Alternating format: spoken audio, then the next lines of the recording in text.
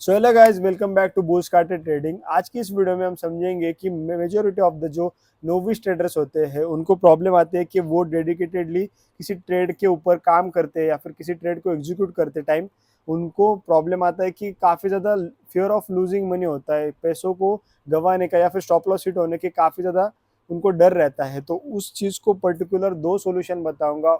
उस दो सॉल्यूशन को अगर आप ट्राई कर लेते हो तो आपकी ट्रेडिंग कई हद से बेहतर हो जाएगी। तो सबसे पहली चीज जो आती है वो डिफाइन योर स्टॉप लॉस।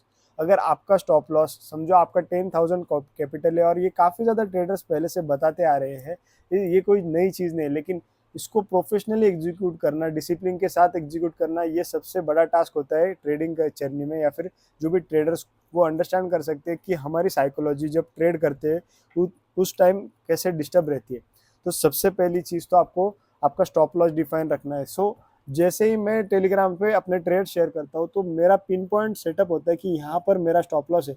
लेकिन आपने स्टॉप लॉस अगर डिफाइन कर दिया तो उसके अंदर भी एक फैक्टर आता है आपकी रिस्क डिफाइन करना। स्टॉप लॉस तो हो गया, लेकिन आपकी क्वांटिटी या फिर जो भी आप ट्रेड्स ले रहे हो उस वो किस हिसाब से ले रहे हो, आपके अकाउंट साइज के। समझो 10,000 रुपीज़ का आपका कैपिटल है तो आपको मिनिमम 3%, क्योंकि छोटा आपका, वैसे मेजोरिटी ऑफ द ट्रेडर्स की 2% ही लेते हैं, लेकिन आप 3% रिस्क उस ट्रेड के ऊपर उस पर्टिकुलर ट्रेड में ले सकते हो। 3-4% भी ले सकते हो। 10,000 कैपिटल कोई बड़ी चीज़ नहीं है। तो 400 रुपीज़ आप उसकी रिस्क ले सकते हो पर्टिकुलर ट्रेड में या फिर पर्टिकुलर डे के अंदर अंदर।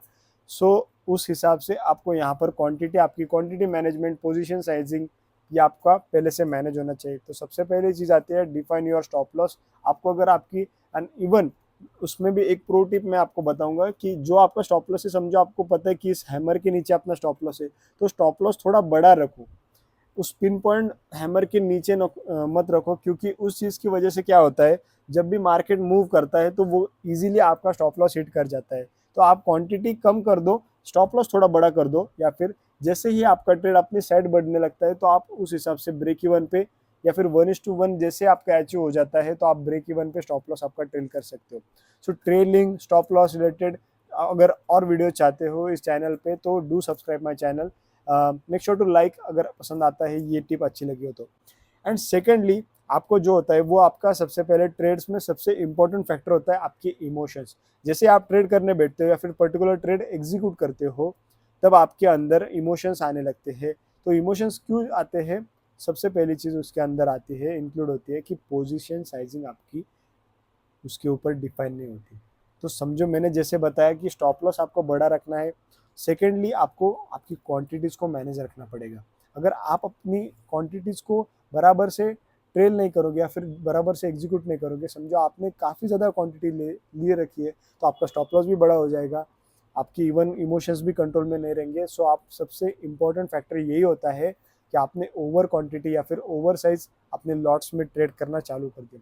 And even if you are trading in forex, आपको पता होती है कि मार्केट की वोलेटिलिटी कैसी है। जैसे मेरे स्टूडेंट्स टेलीग्राम के, उनको पता है कि मैंने जो लेवल्स दिए होते हैं वहाँ पे आपका स्टॉप लॉस काफ़ी ज़्यादा मिनिमम होता है। मैं चाहता हूँ कि आप मेरा टेलीग्राम चैनल ज्वाइन करो, आप देखो एक बार ट्रेड, उस ट्रेड को पर्टिकुलर एग्जीक्यूट भी मत करो, लेकिन देखो आप स्टॉप लॉस कितना छोटा होता है। सो डिस्क्रिप्शन में लिंक है, आप टेलीग्राम चैनल ज्वाइन कर सकते हो। सो आने वाले समय में उसके ऊपर भी मैं पूरा पूरा का पूरा फ्री सिखाने वाला हूँ। मेजोरिटी ऑफ द जो भी मेरे स्टूडेंट्स हैं वो फ्री सीख रहे हैं। आप भी ज्वाइन कर सकते हो, आपको इस अपॉर्चुनिटी का फ़ायदा हो सकता है। Let's get back into the topic. आपको आपकी क्वांटिटीज़ मैनेज करने रखनी पड़ेगी। सबसे पहले तो आप अगर नोविस ट्रेडर हो तो मैं आपको स्टैंडर्ड लॉट जो भी गोल्ड का होता है 0.01, या फिर आप अदर करेंसी पेयर्स भी ट्राई कर सकते हो, यूरो यूएसडी हो गया।